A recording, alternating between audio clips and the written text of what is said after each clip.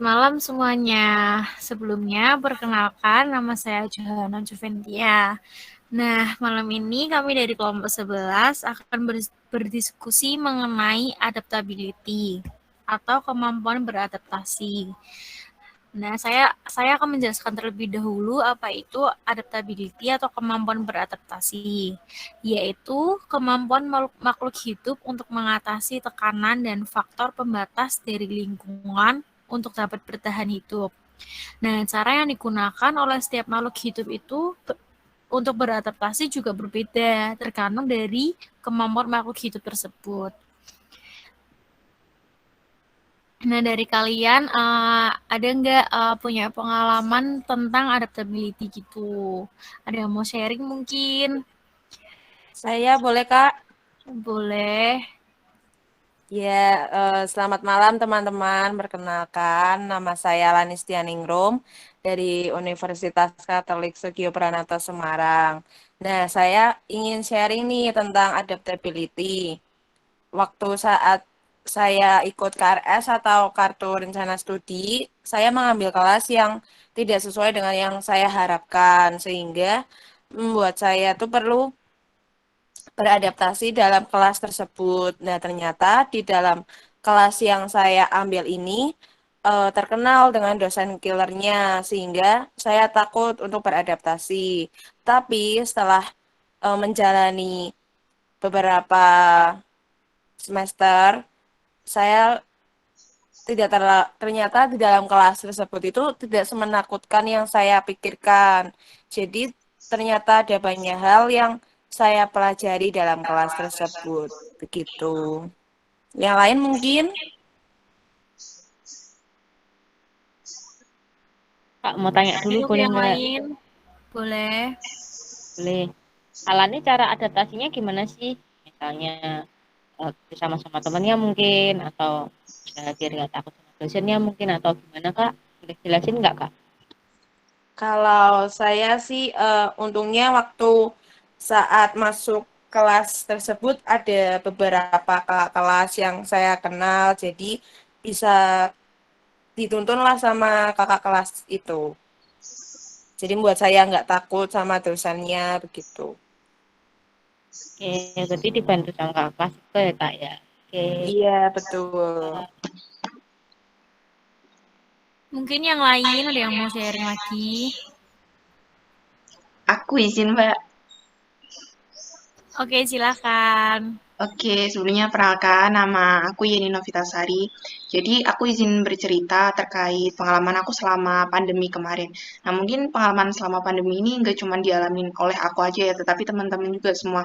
Dari kita yang awalnya kuliah online, kuliah offline jadi online, yang mana waktu itu dari aku sendiri masih awam banget gitu sama yang namanya kan aku kuliah pakai Microsoft Teams ya, jadi kayak masih awam gitu. Gimana sih cara gunanya, terus apa dilihat dari sisi apa sosial sendiri, aku jadi juga nggak bisa ketemu sama teman-teman proker organisasi yang awalnya offline terus tiba-tiba pindah ke online dan itu terasa ribet banget kayak gitu. Tetapi dari pandemi itu aku kayak bisa menemukan sesuatu gitu yang mana dari aku sendiri karena orangnya agak introvert gitu ya. Jadi pandemi ini caraku buat ngembangin sesuatu yang nggak bisa aku lakuin secara offline gitu. Contohnya kayak public speaking kayak gini, terus ngomong di depan orang banyak, yang mana nggak perlu kita langsung face to face kayak gitu. Jadi cukup suara aja, semisal, jadi kayak semisal aku salah pun mereka nggak bakal kenalin aja aku kayak gitu. Itu sih mbak dari aku. Mungkin dari teman-teman ada tanggapan?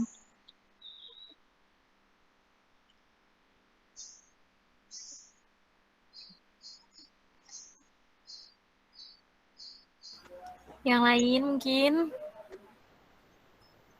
Apakah ada tanggapan teman-teman? Oke, aku nanggepin aja deh. Eh Kak, kayak ini berarti tadi kan adaptasinya, berarti kan karena teknologi tadi ya Kak ya, kita kan tadinya offline, kita bisa ketemu orang, tiba-tiba kita harus online, jadi nggak ketemu orang, karena pandemi ini kan ya Kak ya. Iya Nah, benar. menurut Kak Yeni itu adaptasi yang Kak alami sekarang ini sebenarnya prosesnya tuh bikin kakak kesulitan nggak sih? Apa malah sebenarnya proses adaptasi kakak itu bikin kakak lebih nyaman dengan kegiatan sehari-hari? Oke, jadi izin jawab ya Mbak Nes. Menurut aku pribadi malah lebih gampang sih, soalnya kalau kita pas kuliah online, offline sendiri ya, pas kita mau ke kampus tuh kita perlu mandi kayak gini, dan mungkin teman-teman juga pas mau kuliah, kalau mau kuliah online kayak gini, tiba-tiba bangun terus langsung kelas kayak gitu, jadi enak aja kan, kita juga nggak perlu waktu buat mikirin nanti baju apa sih yang kita pakai, terus perjalanannya berapa lama. Jadi menurut aku pribadi, kalau aku prefer ini kuliah online seperti itu. Ya walaupun emang dilihat dari sisi negatifnya kita nggak bisa ketemu orang-orang, terus interaksi sama manusia-manusia berkurang, tapi ya eh, cukup ada positifnya dari pandemi ini seperti itu. Oke, mantap banget Kak. Berarti dari pandemi ini kita bisa ambil sisi positifnya lah ya. Buat Iya, kita nih, teman-teman introvert, kita bisa belajar public speaking tanpa harus takut berdiri di depan orang lain kan ya Kak ya. Betul kan iya, ya? bener banget. Betul. Oke. Oke, Oke, makasih Kak buat share-nya. oke, Inspiratif banget. sama-sama. Mungkin cukup ya, bisa dilanjut ke teman-teman yang lain. Terima kasih.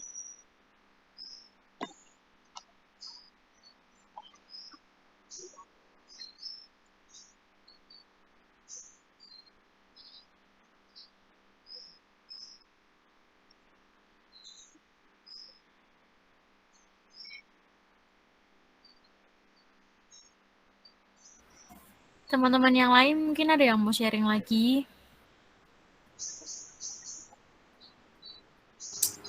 Aku Mbak, mau sharing dong. Silakan. Oke, jadi aku kan ini ya orang yang berkuliah ke bisa dikatakan kota gitu lah. Sedangkan aku sendiri kan dari desa gitu. Nah, setelah aku pindah ketemu pas aku dulu masuk kan masih kuliahnya offline gitu, jadi masih ketemu banyak teman, terus tinggal di lingkungan kos di kota itu tuh ada beberapa kejadian kayak ngalamin culture shock gitu. Saya aku yang dari desa terus tiba-tiba kota dengan segala hal macam yang mungkin agak sedikit berbeda ya dari desa. Nah di situ tuh aku kayak pelan-pelan mulailah menyesuaikan diri bagaimana halnya kayak mahasiswa. Mungkin kalau di desa ya kayak pulang malam gitu tuh aku sendiri di rumah di keluarga itu kayak hal yang nggak wajar gitu. Nah sedangkan kayak kita pas di kos di kota atau mungkin di kampus begitu ya, ada acara kampus kayak gitu tuh kayak pulang malam tuh bagi mahasiswa tuh hal yang wajar, apalagi kayak di kos dan kosnya bebas kayak gitu tuh. Terus kayak ada beberapa hal yang di kota itu kayak udah biasa, tapi di desa hanya di desa atau di luar aku tuh kayak nggak diwajarkan gitu. Jadi aku kayak belajar banyak, harus beradaptasi juga sama intinya tuh kayak ya udah berusaha pelan-pelan mempelajari kultur di kota gitu, tapi juga harus tetap ngambil sisi positifnya gitu. Soalnya kalau kita udah di kota terus kita beradaptasi dengan lingkungan kota, orang-orang kota, kalau kita nggak bisa memilih dan memilah, kita sendiri bakal kejerumus yang hal-hal yang nggak baik.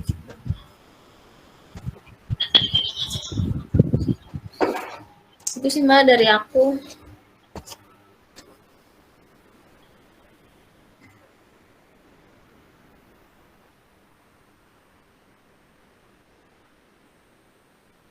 Kedengeran nggak aku tadi ngomong Mbak? Atau kehalang apa gitu suara? Dengar. Kedengeran. Oke. Tanya aja kali ya berarti ya. Konfirmasi aja sih sebenarnya. Berarti kan adaptasi itu penting ya buat kita biar bisa menyesuaikan diri sama lingkungan. Tapi kita juga harus nge-stop juga kan ya. Berarti kita nggak perlu serap semuanya kan. Berarti kita pilih yang baik-baik, kita sesuaikan diri, dan yang buruk-buruk kita nggak ikutin gitu kan. Berarti kan ya Kak ya.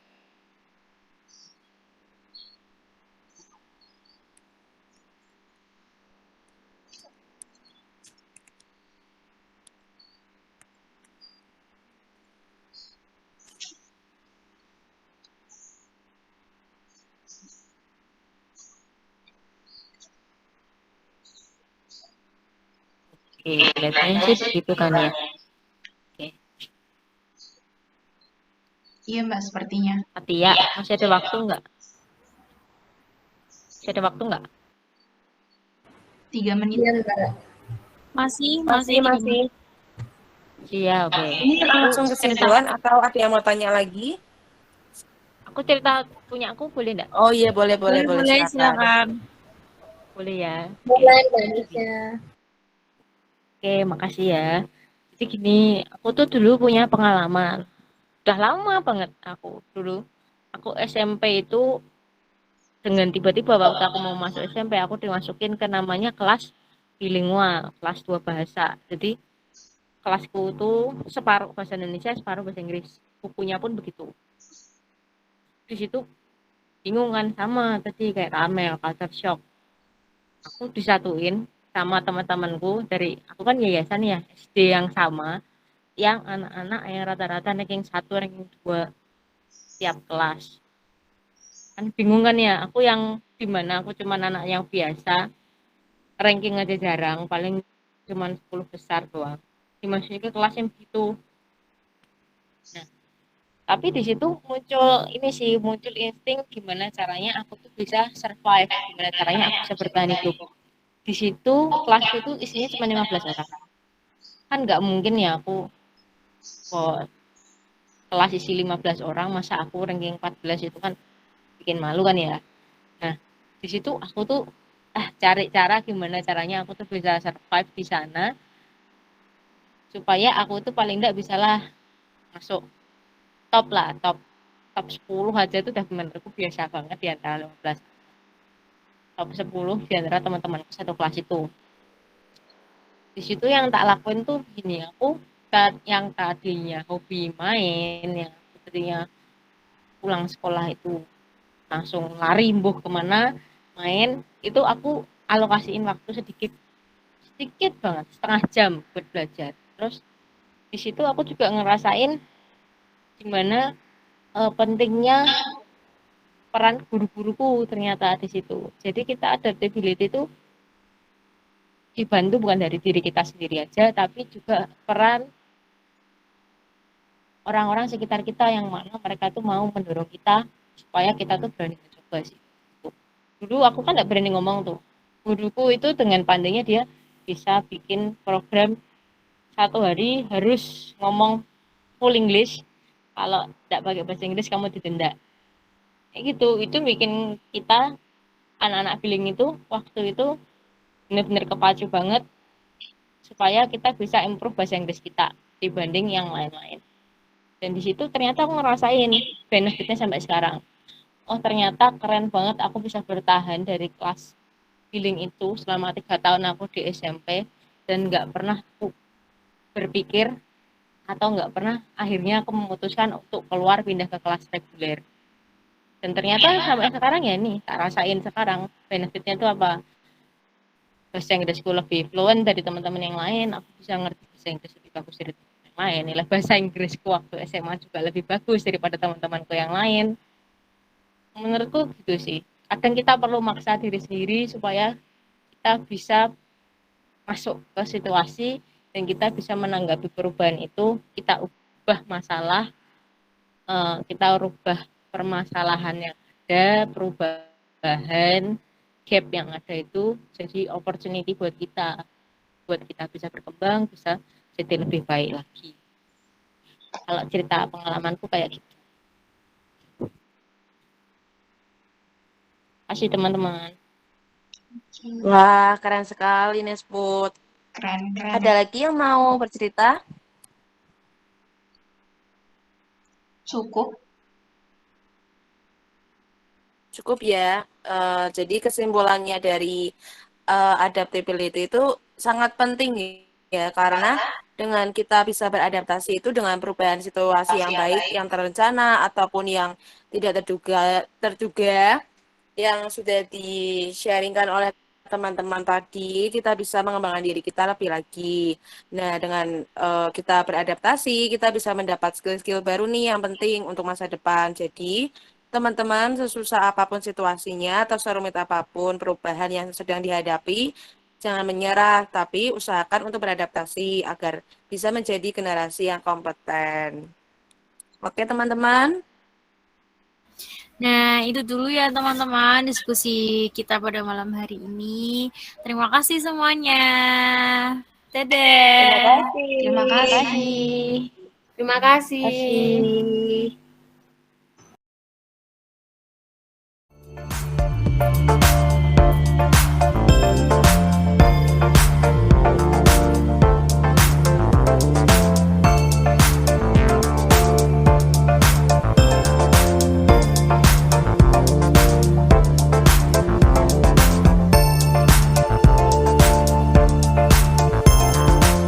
Assalamualaikum warahmatullahi wabarakatuh. Perkenalkan, saya Beliana, perwakilan dari kelompok 12. Di sini saya akan menceritakan pengalaman Putri mengenai adaptability. Berawal dari Putri adalah seorang gadis berusia 18 tahun yang baru lulus SMA di kampung halamannya Purwodadi. Setelah lulus SMA, dia mencoba untuk mengikuti ujian tes masuk STAN. Akan tetapi saat itu dia gagal. Ketika sebelum menghadapi tes STAN, dia sekolah SMA sambil belajar les bimbel ke Solo. Jadi kehidupan Putri sewaktu SMA kelas 3 berangkat sekolah hari Senin sampai Jumat, lalu Sabtu Minggu berangkat les ke Solo, di mana jarak tempuhnya bisa 1,5 jam sampai 2 jam. Putri adalah anak yang selalu semangat dan aktif waktu mengikuti bimbel di Solo, sehingga ketika dia gagal tes STAN, Putri ditawari oleh pihak pimpinan bimbel untuk bergabung menjadi mentor bimbel tersebut. Karena pihak pimpinan bimbel mengetahui potensi yang dimiliki Putri semasa dia mengikuti les di bimbel tersebut, akhirnya Putri menerima tawaran, kemudian merantau ke Solo, Jawa Tengah, dan memilih menunda untuk kuliah 1 tahun. Kehidupan Putri di Solo bertempat tinggal di kos sendiri. Awalnya Putri ragu, apakah dia bisa hidup sendiri di kota orang jauh dari orang tua. Awal kehidupan Putri selalu bergantung dengan orang tuanya. Namun karena tekad Putri yang kuat, akhirnya Putri berani untuk menghadapi hidup mandiri. Awal pertama menjadi anak kos, Putri sulit untuk bisa mandiri karena selama hidup 18 tahun, dia selalu bergantung dengan ibunya. Perihal makanan, Putri hanya bisa memasak mie instan. Dia tidak bisa memasak nasi dan lain-lain. Jadi, ketika Putri pertama kali hidup di kos-kosan, dia mencoba untuk masak nasi. Akan tetapi, nasi pertama kali yang dimasaknya tidak seperti nasi yang dimasak oleh ibunya di rumah. Dia memasak nasi malah seperti bubur karena kebanyakan air.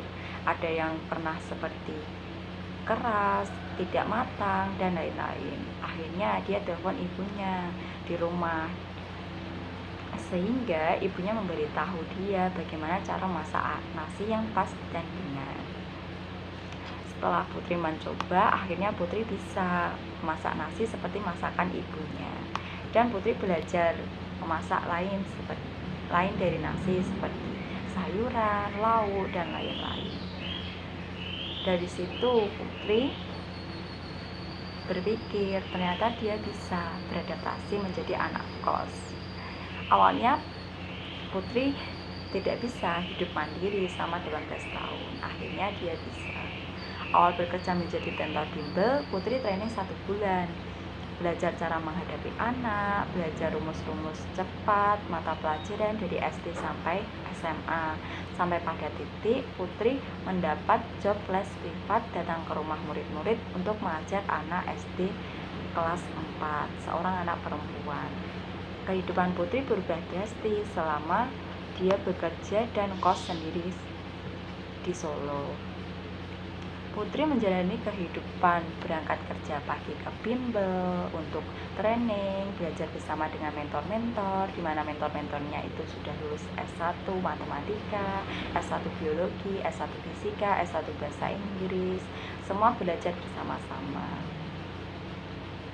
Selanjutnya Putri sore harinya berangkat ke rumah murid untuk mengajar les privat. Awal bertemu dengan anak kelas 4 SD perempuan, Putri perkenalan. Muridnya sangat aktif bertanya tentang mata pelajaran yang menurutnya susah. Dan ketika Putri menjelaskan mata pelajaran pertama kali, muridnya itu tidak bisa memahami. Akhirnya dia bertanya dan Putri mengulang pelajaran, mengulang terus sampai dia bisa. Dan Putri memiliki banyak pengalaman mengenai di tentor bimbel, di kehidupan kos-kosan, terus di kehidupan anak-anaknya yang dia bercerita dan lain-lain.